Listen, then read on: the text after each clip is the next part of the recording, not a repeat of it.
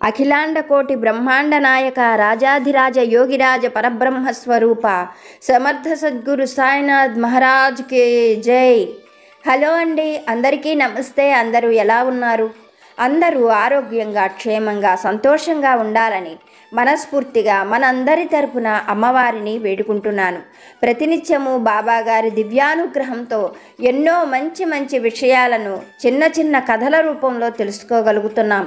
బాబాగారి అనుగ్రహం లేకుండా వారి నుండి మనం ఏ మాట వినలేము. బాబాగారి అనుగ్రహం ఉంటే మన జీవితంలో మనకు జరగనివి అంటూ ఏవీ ఉండవు. ఎప్పుడూ మనం సంతోషంగా ఉండాలని, బాబాగారు మనల్ని ఆశీర్వదించాలని మనస్ఫూర్తిగా మీ అందరి తరపున నేను కూడా బాబాగారిని పాదాలంటి వేడుకుంటూ ఈరోజు బాబాగారి సందేశం ఏమిటో తెలుసుకుందాము.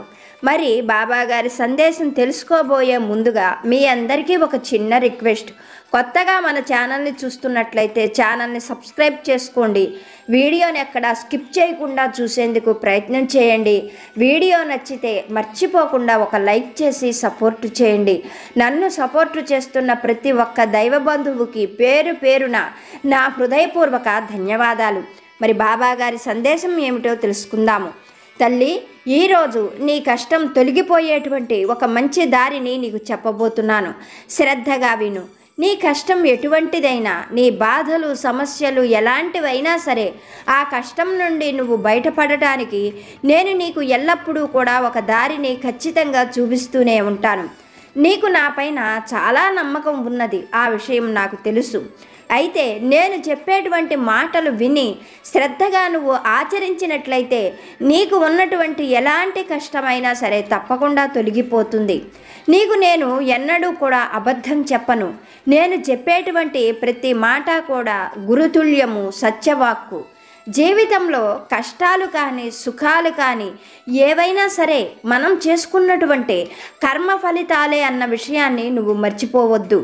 సాధ్యమైనంత వరకు అందరికీ మంచి జరగాలి అని కోరుకో. అలాగే నీ వంతుగా నలుగురికి చేతనైనంత సహాయం చేసేందుకు ప్రయత్నం చేయి.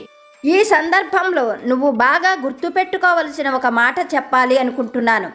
ఎవరు ఏం చేస్తారో వారు వాటినే తిరిగి ఫలాలుగా పొందుతారు. అయితే ఇప్పుడు నీ మనసులో ఒక అనుమానం మొదలైంది. నువ్వు నన్ను ఒక మాట అడగాలి అని అనుకుంటున్నావు. అది ఏమిటో నేను చెబుతాను, విను. బాబా, నలుగురికి సహాయం చేయమని మీరు చెబుతున్నారు. నాకు తెలిసినంత వరకు నేను ఎవరికి ఏ అపకారము చేయలేదు. వీలైనంత వరకు నేను నలుగురికి సహాయం చేశాను. ధన సహాయం చేశాను, మాట సహాయం చేశాను, చేతి సహాయం చేశాను. కానీ నాకు మిగిలింది ఏంటి బాబా? నేను నలుగురికి సహాయం చేసిన అవమానాలే పడ్డాను. ఎంతోమందికి సహాయం చేసి అవమానాలతో పాటుగా ఇప్పుడు ఈ కష్టాలు కూడా పడుతున్నాను. నేను ఈ కష్టం నుండి బయటపడతాను అన్న నమ్మకం కూడా నాకు పోయింది. నాకు ఏం చేస్తే నేను ఈ సమస్యల నుంచి బయటపడతానో అర్థం కావడం లేదు. నాకు సాయం చేయండి బాబా అని అడుగుతున్నావు కదా. నేను నీతో ఈ విషయాన్నే పదే పదే చెబుతూ ఉంటాను. నా బిడ్డలు ఆచరించేటువంటిది కూడా నేను చెప్పేటువంటి ఈ మాటే. నువ్వు ఎలాంటి పరిస్థితులలో ఉన్నా నేను నిన్ను విడిచిపెట్టను. నువ్వు మాత్రం వీలైనంత వరకు నలుగురికి సహాయం చేసేందుకు మాత్రమే ప్రయత్నం చేయి. కనీసం సహాయం చేయలేకపోయినా అందరికీ మేలు జరగాలి అని మాత్రం కోరుకో. నలుగురి మేలు కోరేటువంటి నిన్ను కొంతకాలం కర్మ ఫలితాలు బాధించిన, కష్టాలు సమస్యలు వేధించిన నీ జీవితం అంతా కూడా ఆనందంగా గడిచిపోతుంది. ఇది అక్షర సత్యమైన నీ సాయి వాక్కు. నీకు ఎల్లప్పుడూ నేను తోడుగా ఉంటాను అని చెబుతాను. ఎందుకో తెలుసా? నీకు ఎలాంటి కష్టం వచ్చినా అది తొలగిపోయే దారి చూపించి నిన్ను ముందుండి నడిపించడానికి అని నువ్వు అర్థం చేసుకో. నా పైన నమ్మకం ఉంచు. చెప్పినట్లుగా నువ్వు చేశావు అంటే నీ చెడు కర్మ ఫలితాలు తొలగిపోయి నువ్వు కోరుకుంది జరుగుతుంది అంటూ బాబాగారు ఒక చక్కని సందేశాన్ని మనకి అనుగ్రహించారు. మరి బాబాగారు చెప్పినటువంటి ఈ మాటలలోని సత్యం ఏమిటో ఆ సాయి తండ్రి అనుగ్రహంతో ఒక చక్కని కథ రూపంలో తెలుసుకోవడానికి ప్రయత్నం చేద్దాం. వీడియోని ఎక్కడా స్కిప్ చేయకుండా చూడండి. నచ్చితే మర్చిపోకుండా ఒక్క లైక్ చేసి సపోర్ట్ చేయండి. పూర్వం ఒక గ్రామంలో రత్నపతి అనే ఒక వస్త్ర వ్యాపారి ఉండేవాడు. రత్నపతి నివసిస్తున్నటువంటి ఆ గ్రామం ఎన్నో గ్రామాలకు మధ్యగా ఉండడం చేత నిత్యము రత్నపతి చేస్తున్నటువంటి వస్త్ర వ్యాపారం 3 పువ్వులు 6 కాయలుగా విలసిల్లుతూ ఉండేది. ఆ గ్రామం వైపు నుంచి ఎంతోమంది ప్రయాణికులు రాకపోకలు సాగిస్తూ ఉండేవారు. అది ఎంతో పెద్ద గ్రామం కావడం చేత రత్నపతి చేస్తున్న వ్యాపారం వల్ల అతనికి ఎంతో ధనం సమకూరేది. రత్నపతి వస్త్ర వ్యాపారమే కాకుండా తమ తరతరాల నుండి వస్తున్నటువంటి వడ్డీ వ్యాపారం కూడా చేసేవాడు. రత్నపతి అంటేనే ఆ ఊళ్ళో చాలామంది భయపడేవారు. అతని పేరు చెబితేనే అసహించుకునేవారు. వడ్డీ వ్యాపారం చేసేటువంటి రత్నపతి చాలా క్రూరంగా ప్రవర్తించేవాడు. ఎవరికైనా వడ్డీకి ఇచ్చాడు అంటే పాపము పుణ్యము అనేది లేకుండా వాళ్ళ దగ్గర వడ్డీ పైన చక్రవడ్డీ కూడా లాగుతూ వారికి ఉన్నటువంటి ఆస్తులు కూడా తన వశం చేసుకునేవాడు రత్నపతి. అతని దగ్గర ఏమాత్రము జాలి దయ అనేవే ఉండేవి కాదు. అందువల్ల ఎవరైనా సరే రత్నపతి దగ్గర వడ్డీకి అప్పు తీసుకోవాలి అని అంటే భయపడేవారు. ఇలా రత్నపతి వస్త్ర వ్యాపారంతో పాటుగా వడ్డీ వ్యాపారం కూడా చేస్తూ తన తాత ముత్తాతలు ఇచ్చిన ధనాన్ని మరింత పెంచుతూ ఆ ఊరిలోనే కాకుండా ఆ చుట్టుపక్కల ప్రాంతాల్లోనే గొప్ప ధనవంతుడిగా పేరు తెచ్చుకున్నాడు. ఈ రత్నపతి విషయానికి వస్తే రత్నపతి అతని తల్లిదండ్రులకు ఒక్కడే కొడుకు. అతని తల్లిదండ్రులకు వివాహం జరిగిన చాలా సంవత్సరాల తర్వాత రత్నపతి పుట్టడం జరిగింది. వాళ్ళు రత్నపతిని ఎంతో అపురూపంగా అల్లారు ముద్దుగా పెంచుకున్నారు. దురదృష్టవశాత్తు రత్నపతి వివాహం జరిగే నాటికే అతని తల్లిదండ్రులు కాలధర్మం చెందారు. రత్నపతికి ఆ ఊళ్ళో ఎంతోమంది తమ పిల్లనివ్వడానికి ముందుకొచ్చారు, కానీ వాళ్ళు ఇచ్చేటువంటి కట్న కానుకలు సరిపోక అందువల్ల రత్నపతి వాళ్ళని వివాహం చేసుకోవడానికి అంగీకరించలేదు. రత్నపతి ఆశ అంతా ఒక్కటే, తను చేసుకోబోయేటువంటి అమ్మాయి కూడా గొప్ప ధనవంతురాలు కావాలి, తనకు కట్న కానుకలు బాగా ఇవ్వాలి, అందచందాలు లేకపోయినా పర్వాలేదు కానీ ధనం మాత్రం తగ్గకూడదు అన్న ఆలోచనతో చాలా కాలం పాటు రత్నపతి వివాహం చేసుకోలేదు. తరువాత అతను అనుకున్న లక్షణాలు ఉన్న అమ్మాయి రావడంతో రత్నపతి ఎట్టకేలకు ఘనంగా వివాహం చేసుకున్నాడు. అలా రత్నపతికి వివాహం జరిగిన చాలా సంవత్సరాల వరకు అతనికి కూడా సంతానం కలగలేదు. ఇంకా తనకు సంతానం కలగదేమో అన్న దిగులుతో రత్నపతి ఉంటూ ఉన్న సమయంలో అనుకోకుండా భగవంతుడి అనుగ్రహంతో రత్నపతికి ఒక కొడుకు కలిగాడు. అదేమి దురదృష్టమో, రత్నపతికి కొడుకు కలిగిన 1 సంవత్సరంలోనే రత్నపతి భార్య కూడా చనిపోయింది. భార్య చనిపోయిన రత్నపతి మళ్ళీ వివాహం చేసుకోలేదు. తన కొడుకును వచ్చినటువంటి స్త్రీ సరిగ్గా చూసుకుంటుందో లేదో అన్న భయంతో ఆయన ఇంకా వివాహం చేసుకోకుండా ప్రాణాలన్నీ కొడుకు మీదే పెట్టుకొని కొడుకుని ఎంతో అపురూపంగా పెంచుతున్నాడు. రత్నపతి ఆ పిల్లవాడికి గిరిధరుడు అని పేరు పెట్టి అపురూపంగా ప్రాణం ఎత్తుగా అల్లారు ముద్దుగా పెంచుతున్నాడు. గిరిధరుడు కూడా తండ్రి చేసే ప్రతి పనిని జాగ్రత్తగా గమనించేవాడు. తండ్రికి చేదోడు వాదోడుగా ఉంటూ అతనికి డబ్బుల విషయంలో మంచి మంచి సలహాలు చెబుతూ ఉండేవాడు. తండ్రి చేస్తున్న వ్యాపారాన్ని అతడు కూడా జాగ్రత్తగా గమనిస్తూ మెళకువలు నేర్చుకుంటూ ఉన్నాడు. చాలా కొద్ది కాలంలోనే తండ్రిని మించిపోయిన కొడుకుగా మారాడు గిరిధరుడు. తండ్రిలాగానే గిరిధరుడు కూడా వడ్డీ వ్యాపారం చేస్తూ అవతల వారి నుండి దయాదాక్షిణ్యాలు లేకుండా నిర్దాక్షిణ్యంగా వడ్డీ వ్యాపారం చేయడం అనేది తండ్రి నుండి బాగానే వంటబట్టింది. అలా తన కొడుకు కూడా తనలాగా వడ్డీ వ్యాపారం చేస్తూ ధనాన్ని కూడబెడుతూ ఉండడంతో రత్నపతి ఆనందానికి అంతు లేకుండా పోయింది. తొందరలోనే తన కొడుకు తనను మించిపోతాడని, తనకన్నా కూడా బాగా ధనాన్ని సంపాదించి ఇంకా గొప్ప ధనవంతుడవుతాడని రత్నపతి తనలో తానే మురిసిపోతూ ఉండేవాడు. ఇలా ఉండగా రత్నపతికి వృద్ధాప్యం సమీపిస్తూ ఉన్నది. ధనానికి సంబంధించిన ఒత్తిడులు భరించలేకపోతూ ఉన్నాడు. అందువల్ల రత్నపతికి కొన్నాళ్లకు పక్షవాతం వచ్చింది. అలా పక్షవాతం రావడంతో రత్నపతి ఏమాత్రము భయపడలేదు, బాధపడలేదు సరికదా, దానికి వైద్యం చేయించుకుంటే డబ్బు ఖర్చు అయిపోతుంది అన్న ఉద్దేశంతో తన అనారోగ్యాన్ని పక్కన పడేసి డబ్బు ఖర్చు పెట్టడం ఇష్టం లేక వైద్యం చేయించుకోలేదు. అందువల్ల ఆ పక్షవాతపు రోగం పెరిగిపోయి కాలుతో పాటుగా చెయ్యి కూడా పడిపోయింది. అయితే గిరిధరుడికి తండ్రి అంటే పంచప్రాణాలు. తన కోసం తండ్రి మళ్ళీ వివాహం చేసుకోకుండా ఇంత ధనాన్ని కష్టపడి కూడబెడుతున్నాడు. అటువంటి తండ్రి ఈ రోజున మంచంలో పడి ఉండి కాలు చెయ్యి ఆడకపోవడంతో అలా చూస్తున్నటువంటి గిరిధరుడికి ప్రాణాలు నిలవడం లేదు.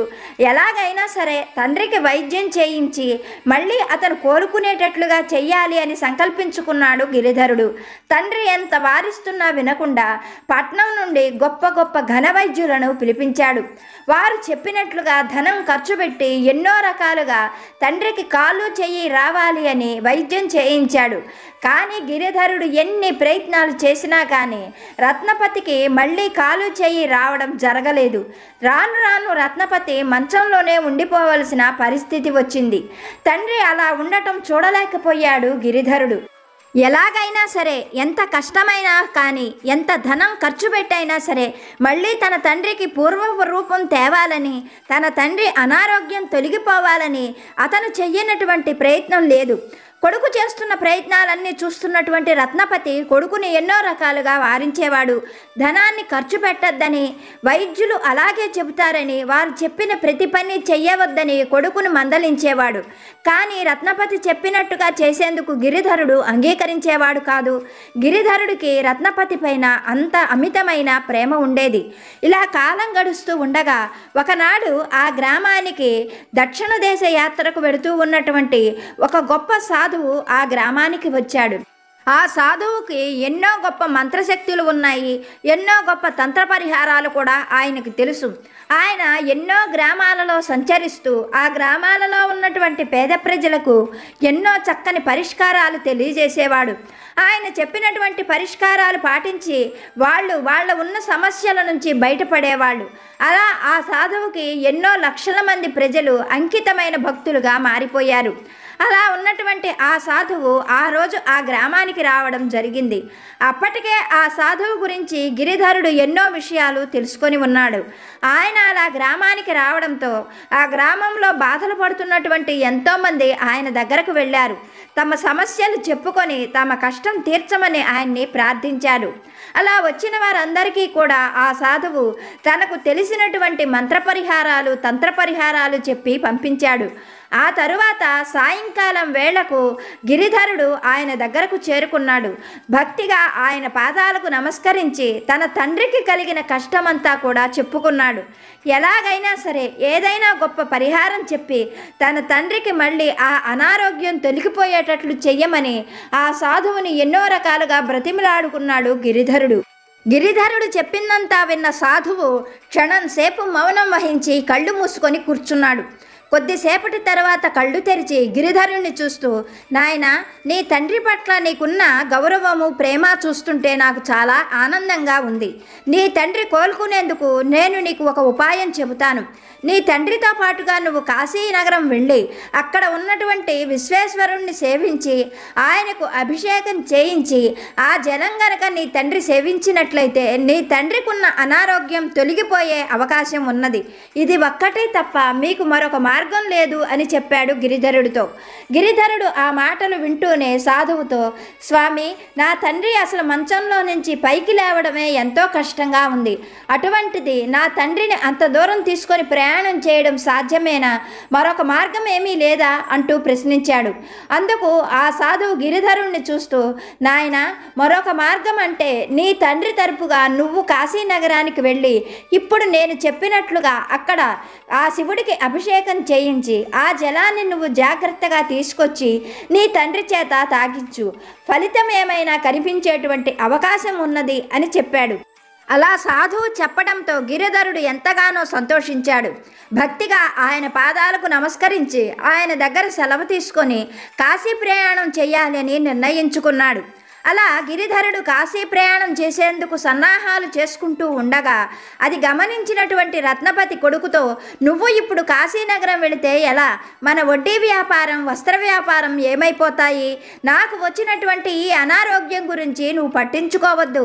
మనం ధనం పోగు చేసే విషయం గురించి ఆలోచించాలి కానీ ఇటువంటి అనారోగ్యాల గురించి సమయాన్ని వృధా చేసుకోకూడదు అని చెప్పడంతో రత్నపతి చెప్పిన మాటలకు గిరిధరుడు ఎంతగానో బాధపడుతూ తండ్రి గారు, నేను మిమ్మల్ని ఈ స్థితిలో చూడలేకపోతున్నాను. మీరు మళ్ళీ పూర్వంలాగా లేచి తిరగాలి. అందుకోసం నేను ఎంత సమయమైనా ఎంత ధనమైనా వెచ్చిస్తాను. నా గురించి మీరు ఆలోచించకండి. నేను చాలా తొందరలోనే కాశీ యాత్ర ముగించుకొని వస్తాను అని తండ్రికి ఎన్నో రకాలుగా నచ్చజెప్పాడు. అలా తండ్రికి నచ్చజెప్పుకొని ఆయనను ఒప్పించి గిరిధరుడు కాశీయాత్రకు బయలుదేరాడు. ఎన్నో కష్ట నష్టాలకు ఓర్చి వ్యయ ప్రయాసలకు ఓర్చి ఒక చక్కని శుభవేళ కాశీనగరం చేరుకున్నాడు. అలా చేరుకున్నటువంటి గిరిధరుడు శుచిగా గంగానదిలో బ్రహ్మ ముహూర్తంలోనే స్నానం ఆచరించాడు. అలా స్నానం చేసిన గిరిధరుడు పవిత్రమైన గంగా జలాన్ని సేకరించి అక్కడున్నటువంటి విశ్వేశ్వరుడికి చక్కగా అభిషేకం చేయించాడు. ఆ అభిషేక జలాన్ని ఒక వెండి చెంబు నిండా పట్టుకొని ఆ జలంతో మళ్ళీ తిరిగి బయలుదేరాలని నిర్ణయించుకున్నాడు. అక్కడ కొన్ని రోజులు ఉండి అలాగే ఆ అభిషేక జలాన్ని ఒక వెండి చెంబు నిండా సేకరించాడు. ఆ తరువాత విశ్వేశ్వరుడితో పాటుగా అన్నపూర్ణాదేవి దర్శనం చేసుకున్నాడు. ఆ కాశీనగరంలో ఉన్న ఎన్నో ప్రముఖమైన దేవాలయాలన్నీ కూడా దర్శించాడు గిరిధరుడు. ఆ తర్వాత తొందరగా ఇంటికి వెళ్ళిపోవాలి, తండ్రికి ఉన్నటువంటి అనారోగ్యం తగ్గిపోవాలి అన్న ఆతృతగా కాశీనగర యాత్ర పూర్తి చేసుకొని ఇంటికి బయలుదేరాడు గిరిధరుడు. అలా తిరిగి వస్తూ ఉన్న గిరిధరుడు ఒకనాటి మధ్యాహ్నం వేళ ఒక అడవి దారి గుండా ప్రయాణం చేస్తూ ఉన్నాడు. ఆ అడవి దారిలో ఒక చింతతోపు దగ్గరకు వచ్చేసరికి గిరిధరుణ్ణి ఎవరో ఓ మానవోత్తమ ఒక్క క్షణం ఆగు అన్నట్లుగా పిలిచినట్టు వినిపించింది. ఆ పిలుపు వినిపించిన వైపు తిరిగి చూశాడు గిరిధరుడు. అక్కడ ఒక తెల్లని ఆకారం చింత చెట్టు కింద నిలబడి గిరిధరుణ్ణి పిలుస్తున్నట్లుగా గమనించాడు. ఆ ఆకారాన్ని చూడగానే గిరిధరుడికి అది ఒక పిశాచమని అర్థమై చాలా భయంతో వణికిపోయాడు. అప్పుడు ఆ పిశాచం గిరిధరుడి పరిస్థితిని గమనించి, ఓ మానవుడా, నువ్వు భయపడవలసిన అవసరం లేదు. నేను నీకు ఏ విధమైన అపకారము చేయను. నేను నీకు ఏమైనా సహాయం చేయాలన్న ఉద్దేశంతో వచ్చాను. ఈ దారి వెంబడ వెళ్ళే వాళ్లకు నాకు చేతనైనంతగా మంచినీళ్లు ఆహారం అందిస్తూ ఉంటాను. మధ్యాహ్నం వేళ అవుతుంది, నీకు కూడా ఆహారం మంచినీళ్లు ఏమైనా అవసరమేమోనని పిలిచాను అని చెప్పింది. ఆ మాటలతో కొంత ధైర్యం తెచ్చుకున్నాడు గిరిధరుడు. ఆ పిశాచాన్ని చూస్తూ, నాకు నీ వల్ల ఏ సహాయమూ అవసరం లేదు. అయినా నువ్వు ఎవరు? ఇక్కడెందుకు నిలబడ్డావు? ఇలా పిశాచంగా ఎందుకు మారిపోయావు? నీది ఎంతో మంచి మనసులాగా అనిపిస్తున్నది కదా అని ప్రశ్నించాడు గిరిధరుడు. అందుకు ఆ ఆకారం ఒక నిట్టూర్పు విడుస్తూ, ఏం చెప్పమంటావు? నా పేరు కకూచి. నేను ఒక పిశాచాన్ని. కొంతకాలం క్రితం నేను నా కొడుకుని కోడల్ని విడదీశాను. నా కోడల్ని ఎన్నో రకాలైన బాధలు పెట్టాను.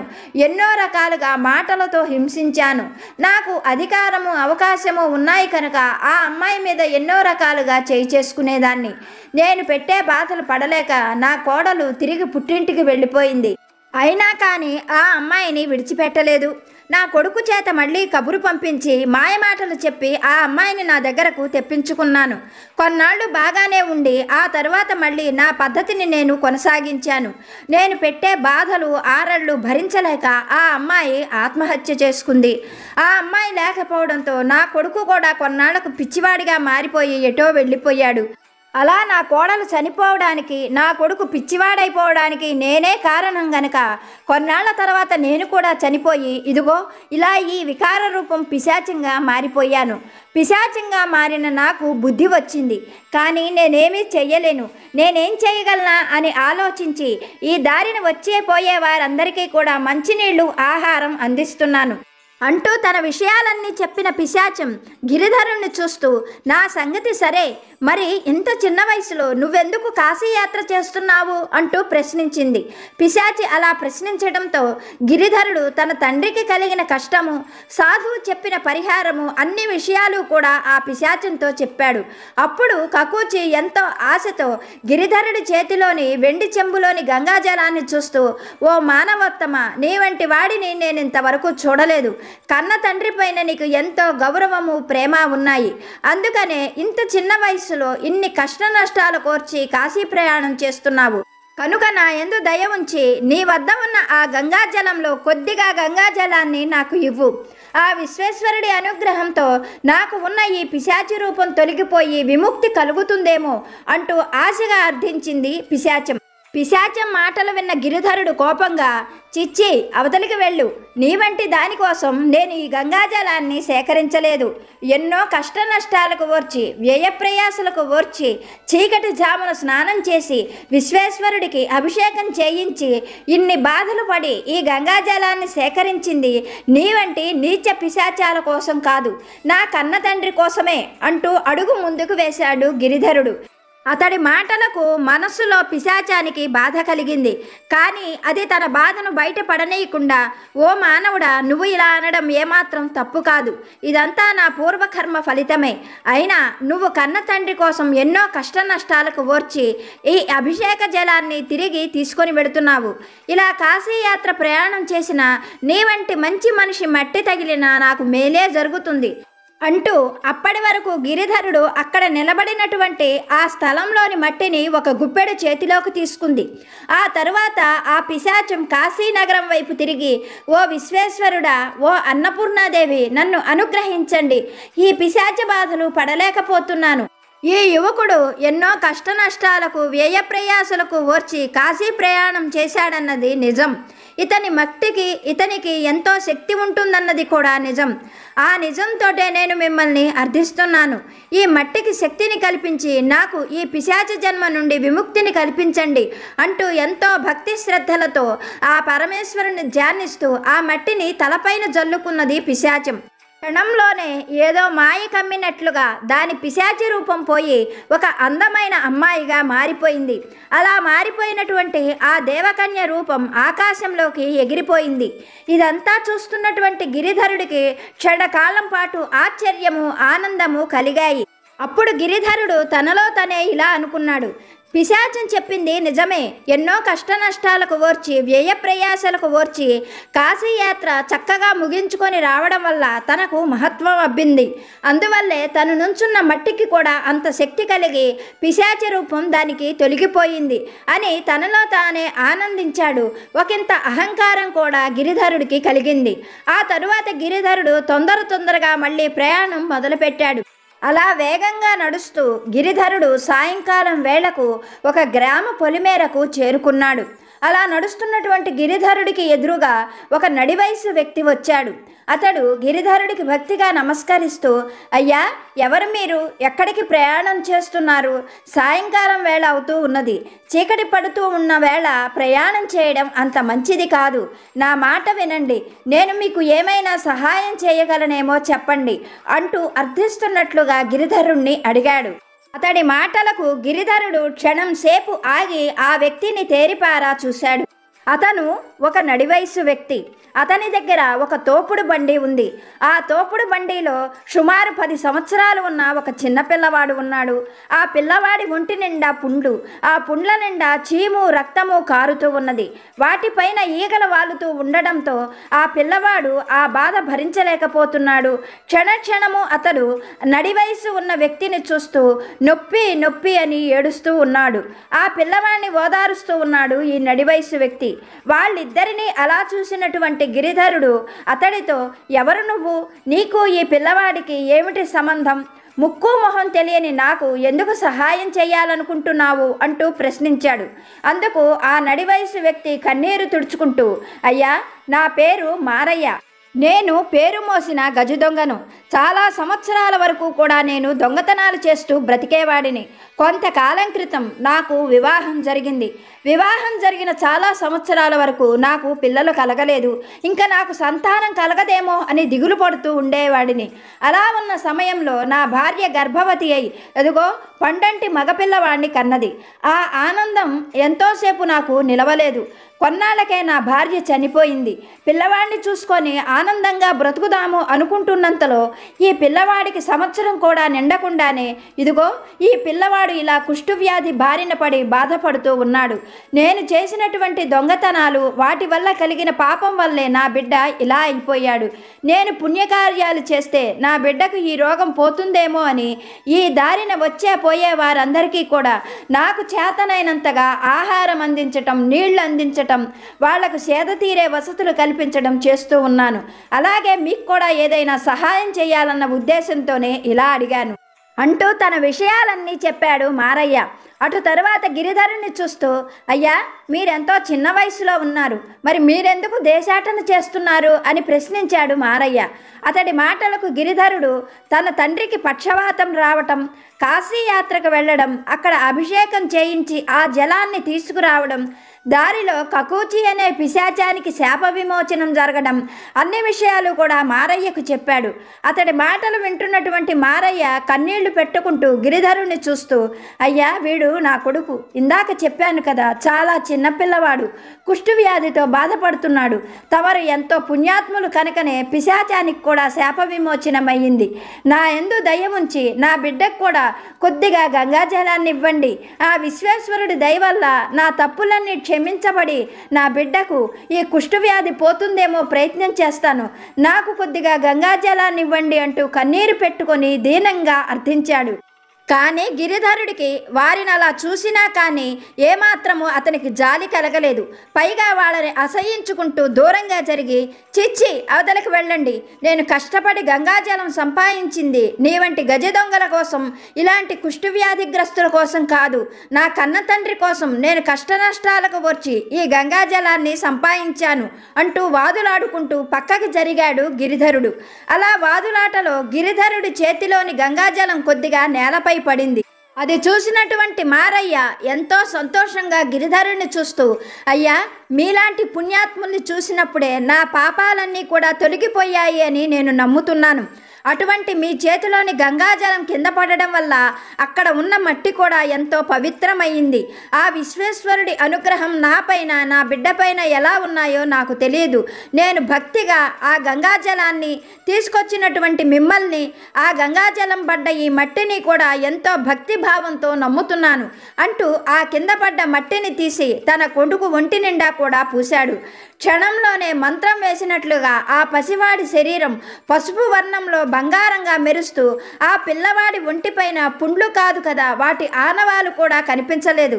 ఆ పసివాడు ఎంతో సంతోషంగా మారయ్యను కౌగలించుకొని ముద్దులతో ముంచెత్తాడు. ఇదంతా చూస్తున్నటువంటి గిరిధరుడికి ఆనందము, ఆశ్చర్యము, సంతోషము కలిగాయి. గిరిధరుడు అక్కడ నుండి బయలుదేరాడు. మారయ్య వెళ్ళిపోతున్న గిరిధరుడికి భక్తిగా నమస్కరించి విశ్వేశ్వరుణ్ణి మనస్సులో తలుచుకుంటూ తన బిడ్డని తీసుకొని వెళ్ళిపోయాడు. అలా గిరిధరుడు ఎన్నో వ్యయప్రయాసలకు ఓర్చుకొని కష్ట నష్టాలు భరించి దారిలో ఎన్నో ఆనందాలు చవిచూసి పవిత్రమైన విశ్వేశ్వరుడి అభిషేక గంగాజలాన్ని తీసుకొని ఇంటికి చేరుకున్నాడు. అలా ఇంటికి చేరుకున్నటువంటి గిరిధరుడు తండ్రి దగ్గరకు చేరుకొని దారిలో జరిగినటువంటి విషయాలన్నీ కూడా పూసగుచ్చినట్లుగా చెప్పాడు. ఆ తరువాత తండ్రితో, నాన్నగారు దారిలోనే ఎన్నో అద్భుతాలను చూశాను, ఈ గంగాజలాన్ని కొద్దిగా మీరు సేవించినట్లయితే మీకు మళ్ళీ పూర్వంలా ఆరోగ్యం వస్తుంది అంటూ తండ్రి చేత కొద్దిగా గంగాజలాన్ని తాగించాడు. అదేమి చిత్రమో కానీ అప్పటి వరకు కాలు చెయ్యి మాత్రమే పడిపోయినటువంటి రత్నపతికి నోరు కూడా పడిపోయి పూర్తిగా మంచంలోనే ఉండిపోయాడు. జరిగిన ఈ హఠాత్ పరిణామానికి గిరిధరుడికి నోటమాట రాలేదు. దారిలో తను నడిచినటువంటి కాలిమట్టి వల్లే పిశాచానికి ఆ పిశాచ రూపం పోయింది. కొద్ది గంగాజలం మట్టిపై పడి ఆ మట్టి వల్ల కుష్ఠవ్యాధి ఉన్న పిల్లవాడికి కూడా అది పోయింది. కానీ స్వయంగా పవిత్రమైన గంగాజలమే తీసుకున్నా తన తండ్రి ఇలా ఎందుకు పూర్తిగా అనారోగ్యానికి లోనయ్యాడో గిరిధరుడికి ఏమాత్రము అంతుపట్టలేదు. ఏం చేయాలో అర్థం కాలేదు. దారిలో ఎన్నో ప్రయాణాలు చేయడం వల్ల గంగాజలం తన మహిమ కోల్పోయిందేమో అని గిరిధరుడు ఎంతగానో బాధపడ్డాడు. ఇలా కొన్ని నెలలు గడిచిపోయాయి. మళ్ళీ దక్షిణ దేశ యాత్ర ముగించుకొని ఆ సాధువు హిమాలయాలకు బయలుదేరుతూ ఆ గ్రామానికి కూడా చేరుకున్నాడు. అలా సాధువు గ్రామానికి వచ్చాడు అని తెలుసుకున్నటువంటి గిరిధరుడు ఆయన దర్శనం కోసం వెళ్ళాడు. అలా దర్శనానికి వెళ్ళిన గిరిధరుడు జరిగిన విషయాలన్నీ కూడా చెప్పి తన తండ్రికి ఎందుకు పూర్తిగా అనారోగ్యం వచ్చిందో ఆ సాధువుని ప్రశ్నించాడు. అందుకు సాధువు క్షణం సేపు మౌనం వహించి గిరిధరుణ్ణి చూస్తూ, నాయన, నువ్వు వచ్చేటువంటి దారిలో ఆ పిశాచాన్ని చూశావు కదా, అది తన తప్పు తెలుసుకొని వచ్చేపోయే వారికి చేతనైన సహాయం చేసింది. అందువల్లే గంగాజలం మహిమ అక్కడ పనిచేసింది. అలాగే గజదొంగ మారయ్య కూడా తన తప్పు తెలుసుకొని దొంగతనాలు మానేసి న్యాయంగా బ్రతుకుతూ వచ్చేపోయే వారికి సహాయం చేశాడు. అందువల్ల గంగాజలం అక్కడ కూడా తన మహిమను ప్రదర్శించింది. కానీ నువ్వు కానీ నీ తండ్రి కానీ ఏమాత్రము పేదా సాదా అనేది లేకుండా అన్యాయంగా అక్రమంగా సంపాదిస్తున్నారు. అందువల్లే గంగాజలం ఇక్కడ తన మహిమను ప్రదర్శించలేదు అని చెప్పాడు. అందుకు గిరిధరుడు సాధువును చూస్తూ, అయ్యా, వడ్డీ వ్యాపారం చేయడం మా వృత్తి, అది అన్యాయం ఎలా అవుతుంది అని ప్రశ్నించాడు. అందుకు సాధువు చిరునవ్వుతో, నిజమే, కానీ ప్రతి వృత్తిలోనూ న్యాయము అన్యాయము, ధర్మము అధర్మము అనేవి ఉంటాయి. మీరు ధర్మాన్ని న్యాయాన్ని విడిచిపెట్టి కేవలం అధర్మంగా సంపాదించడమే మీ వృత్తి ధర్మం అనుకున్నారు. ఎవరి పట్ల జాలి దయ అనేది ప్రదర్శించలేదు. అందుకు నువ్వు చేసినటువంటి పనులే ఉదాహరణ. కనుకనే గంగాజలం మీ ఇంట్లో పనిచేయలేదు అని చెప్పాడు సాధువు. సాధువు చెప్పిన మాటల వల్ల గిరిధరుడికి జ్ఞానోదయమైంది. తను ఏం చేయాలో అతనికి అర్థమైన వెంటనే సాధువుకు భక్తిగా నమస్కరించి ఇంటికి వెళ్ళాడు. ఆ మర్నాడు ఊళ్ళో చాటింపు వేయించి తను భక్తిగా తెచ్చిన గంగాజలాన్ని రోగులందరికీ ఉచితంగా పంచడం మొదలుపెట్టాడు. అలాగే వడ్డీ వ్యాపారంలో కూడా న్యాయము అన్యాయము పాటిస్తూ అధిక వడ్డీలు వసూలు చేయకుండా న్యాయంగా తన వృత్తిని కొనసాగించడం మొదలుపెట్టాడు గిరిధరుడు. గిరిధరుడిలో వచ్చిన ఈ హఠాత్ పరిణామంలోని మార్పు ఏమిటో రత్నపతికి అర్థం కాలేదు. కానీ కొన్ని నెలలలోనే రత్నపతికి ఉన్నటువంటి పక్షవాతం క్రమక్రమంగా తగ్గిపోవడంతో రత్నపతికి విషయమంతా అర్థమైంది. అలాగే కొడుకైనటువంటి గిరిధరుడు తండ్రితో సాధువు చెప్పిన మాటలన్నీ కూడా చెప్పాడు. అలాగే తను అలా చేస్తూ ఉండడం వల్ల తనకు ఆనందంగా ఉన్నదని గిరిధరుడు చెప్పడంతో రత్నపతి కూడా అందుకు అంగీకరించాడు. ఆనాటి నుండి ఆ తండ్రి కొడుకులు ఇద్దరూ కూడా నీతిగా న్యాయంగా ధర్మంగా వడ్డీ వ్యాపారం చేస్తూ చాలా తొందరలోనే మంచివాళ్ళు అన్న పేరు తెచ్చుకొని ఆనందమైన జీవితం గడుపుతూ ఉన్నారు. బిడ్డ, నీకు నేను చెప్పవలసిన విషయం అర్థమైంది కదా. నీకు చేతనైనంతగా నలుగురికి మాట సాయం కానీ చేతి సాయం కానీ చేస్తూ ఉండు.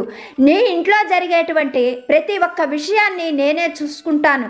నువ్వు నలుగురు గురించి ఆలోచించినప్పుడు నేను నీ గురించి ఆలోచించనని ఎందుకు అనుకుంటున్నావు?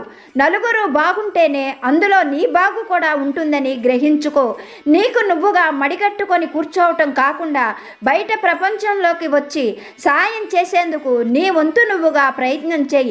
అప్పుడు నీ ఇల్లు సంతోషాలకు ఆనందాలకు నిలయమవుతుంది అంటూ బాబాగారు ఒక చక్కని సందేశాన్ని, ఆనందం కలిగించే మాటను ఈరోజు గురువాకుగా మనకి అనుగ్రహించారు. ఇప్పటి వరకు వీడియో చూసిన మీ అందరికీ పేరు పేరున నా హృదయపూర్వక ధన్యవాదాలు. మర్చిపోకుండా ఒక లైక్ చేసి సపోర్టు చేయండి. మరొక వీడియోతో బాబాగారి ఆశీస్సులతో మళ్ళీ కలుసుకుందాం. సర్వే జన సుఖినో భవంతు.